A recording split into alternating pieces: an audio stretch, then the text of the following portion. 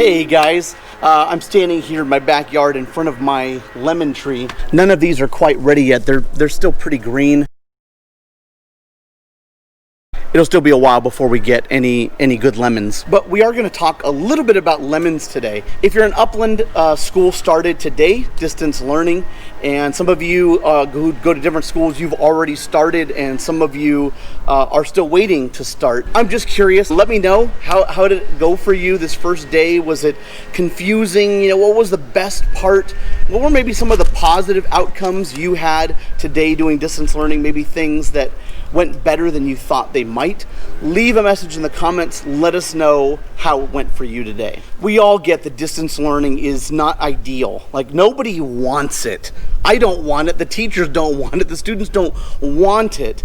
It is trying to make the best out of a bad situation. A while back in 2013, ABC News reported on a happiness study, and they said this: we found that only 10% of your long-term happiness is based on the external world, on the circumstances that you're in, while 90% is based on how your brain processes the world. And so I wonder, do you believe that? Is that true? It's very similar to something that we've said over and over again, that God is less concerned with the circumstances we're in and way more concerned with how we respond to those circumstances. So there's this old phrase that when life gives you lemons, you make lemonade. And the meaning behind that is that lemons on their own are not that great. They're sour, they're tart. Some people like them. Those people are weird. But when you add a little bit of sugar and you add a little bit of water, and I don't know what else. I don't make lemon juice. When you make lemonade, it makes them so much better. And so when you're given tough things in life, tough situations, try to make the best out of that situation. Let's take a look at a few of those situations in the Bible and how to respond positively in difficult situations. So I'm going to be summarizing some stories, but if you want to follow along or you want to read all the details, I will give you the references so that you know kind of where to go. We're going to start with Abraham's son, Jacob. And this story begins in Genesis chapter 29. So he marries two women. He marries Leah and Rachel.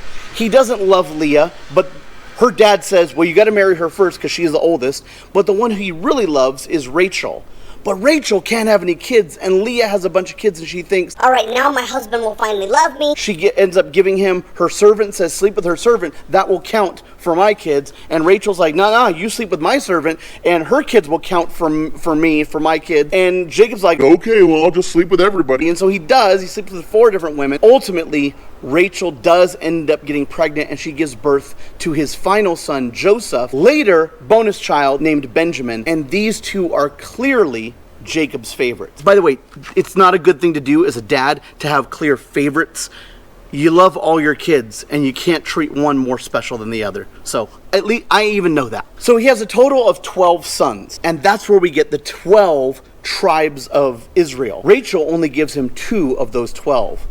Joseph, and then later Benjamin, are definitely his clear favorite, and his brothers hate him for it. His dad even makes him this special coat. Joseph also sees these visions. He sees these dreams about his brothers bowing down to him, and that makes them hate him even more. So they decide to sell him as a slave, and they just tell their dad, oh, you know what, a wild animal ate our brother. That's a pretty jacked up thing to do. As much as you don't like your brothers or sisters, selling them to become slaves, it's a pretty low thing to do. Skipping ahead to Genesis 39, Joseph ends up being a slave to Potiphar, who was a head official for the Pharaoh. That's like the king of Egypt. Joseph became the manager of this guy's house. He ran the house, took care of everything, kept all of his books and his inventory. And Joseph's doing a really great job in a really bad situation. But unfortunately for him, Potiphar's wife had the hots for him. She keeps trying to seduce him. He keeps saying like, nah, I'm not into that. Joseph's like, nah, that would be bad news for both of us, so let's not do that. She grabs his coat and he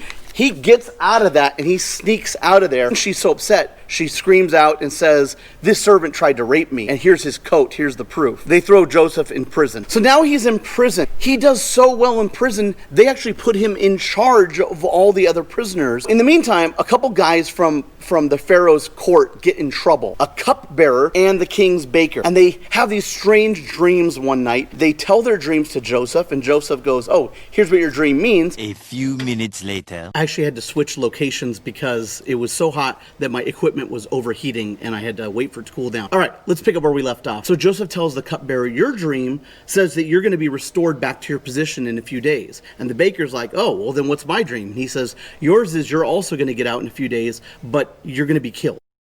And he was right. And Joseph tells the cupbearer, "Hey, don't forget about me. Tell the Pharaoh about me and help me get out of prison." But he didn't.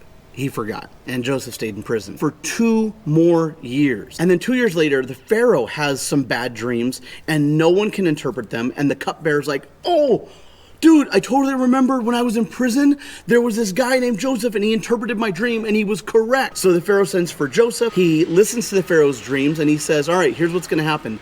We're going to have 7 good years where we have plenty of crops. And then after that, we're going to have 7 bad years of famine and there's going to be nothing." And so they say, "Well, what do we need to do?" He says, "Well, we need to start saving some of the good crops now so that way when the bad years come, we'll have plenty saved up." So because he does such a good job at this, they end up putting Joseph in charge of this, and he is the second in command in all of Egypt under the Pharaoh. Eventually, Joseph's brothers come back to Egypt when things get so bad and they need food during the famine, and they don't even recognize that this guy in this fancy getup is their little brother, and they all bow before him.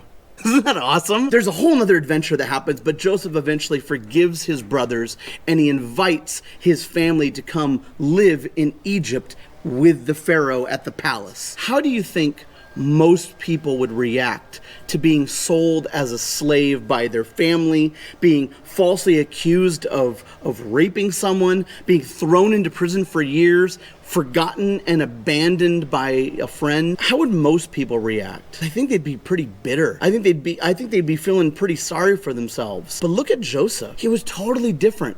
In every place he went, he was mistreated and he rose to the occasion and got people to trust him. He was put in charge of things. It says in everything he did, God blessed him. He took bad situations and he turned them into something really amazing. So now the question you have to ask yourself, and a question I ask myself, is how would you respond? I can only hope I would have been as gracious and as selfless as Joseph was in those situations. So then Genesis ends with the death of Joseph, and Joseph not only brings his family, but more people come to live in Egypt. And this is the second part of the story. As we get into Exodus 1, the Israelites begin to flourish and they have many kids. Now generations have gone by and everyone's forgotten how good Joseph and the Israelites were to Egypt. The new Pharaoh starts looking around going, "Man, there's a lot of these Israelites here and they seem to be doing really well. Let's make them our slaves." And so the Israelites become slaves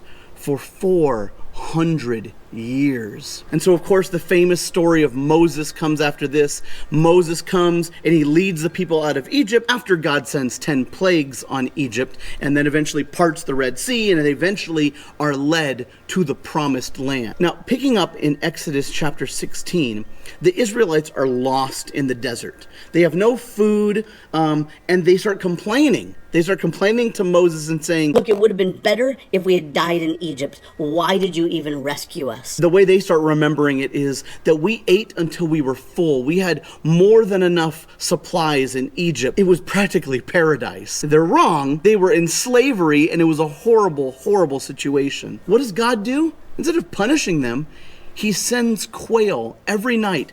Quail come through. They're able to catch them, cook them, and eat them. Every night, food is provided for them. And in the morning, it says there's this stuff that we call bread, they call manna, which basically means, what is it? And that's what they called it. They're like, what is it? And they would gather it up on the ground every day, and they would make bread out of it. And they said that it was slightly sweet like honey. So they have this honey bread, and they have quail, and every day God provides for them. And then another time they complained that they had no water, and they asked Moses, Why did you bring us out here to die in the middle of the desert? Moses tells God, what am I going to do with these whiners and complainers? God says, Moses, strike a rock and water will come from it. And he hits the rock and water, fresh water, comes for the people. It's pretty amazing. God provides for them over and over again. And you know what the Bible says? They complained for 40 years. God finally had had enough. And he told them, none of you are going to make it into the promised land. All of you whiners and complainers, you are ungrateful and you will never make it to the promised land. Think about how the attitude of Israelites affected their situation. God provided for them. He showed them over and over again that he was there with them. His presence was with them. And when you read these stories, you see that at night God would be a pillar of fire and they would see that he was with them. And during the day, he would be this cloud.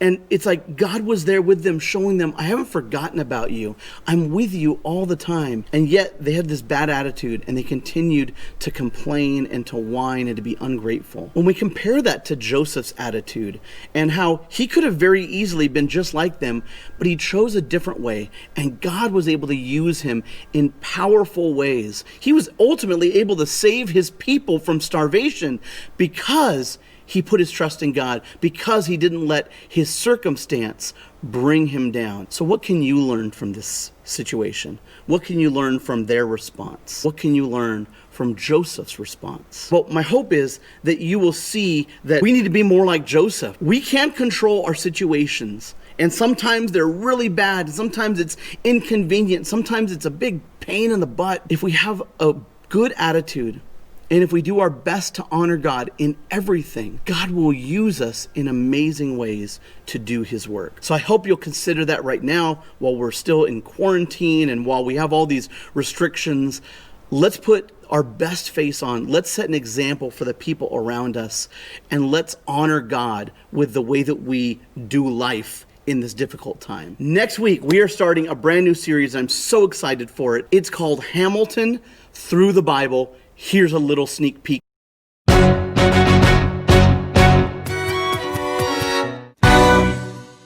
I'm really excited about that. We're going to be going through different songs from Hamilton and comparing them to stories in the Bible and learning all that we can from God's word and from this amazing musical Hamilton. We'll see you next week.